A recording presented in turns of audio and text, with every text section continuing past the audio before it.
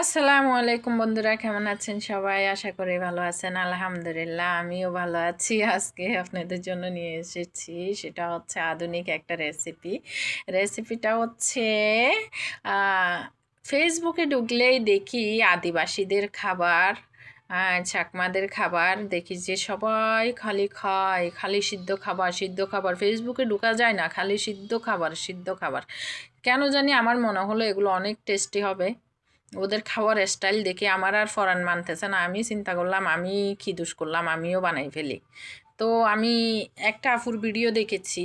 ওই ভিডিওতে দেখেছি যে বাঁধাকপি, তারপরে অনেক কিছু দেখি যে সিদ্ধ করছে, বেগুন, শিম, একদম ওই স্টাইল করে আমিও আজকে সিদ্ধ করতেছি। সাথে মরিচ ভর্তা বানাবো। তো আমি নিয়ে নিলাম ফুলকপি, শিম, দুই রকমের শিম, তারপর ঢেঁড়স, বেগুন।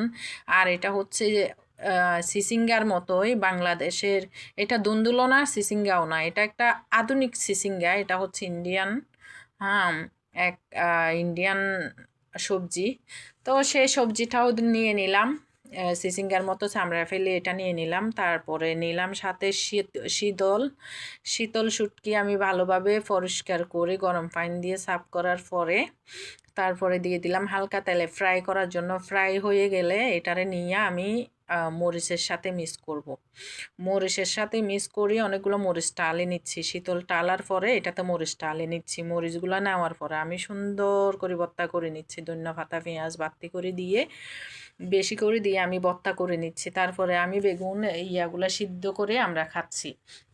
আমরা বলতে আমরা অনেকজন আছি এখানে, ভাবিরা আছে, আমরা আছি বসে আমরা খাচ্ছি অনেক আনন্দ করে। বক্সে বক্সে নিছি ভাবিদের জন্য। ভাবিরা বলতেছে যে, ভাবিরাও বায়না ধরছে যে আদিবাসীদের মতো করে আমরা খাবো। তো চিন্তা করলাম যে আমরা আনন্দ করে খাই, আমরা মাঝে মধ্যে এরকম আনন্দ করি, পার্টি করি। তো ভাবি বলল যে না, বক্সে খাওয়া যাবে না, আমরা সবাই এক ট্রাইতে নিয়ে সবাই খাচ্ছি। অনেক আনন্দ করে খাচ্ছি আসলেই, কিন্তু খুব সুস্বাদু। আমরা বিশ্বাসও করতে পারি নাই যে এভাবে খেলে যে এত মজা লাগে, এত মজা লাগে। বিশেষ করে বেগুনটা, শিমটা আর মরিচ ভর্তা অসাধারণ অসাধারণ লেগেছে। তারপরে এটা খাওয়ার পরে লাস্টের দিয়ে আবার বিরিয়ানি খেলাম। হ্যাঁ, বিরিয়ানি বানাইলো ভাবি। বিরিয়ানি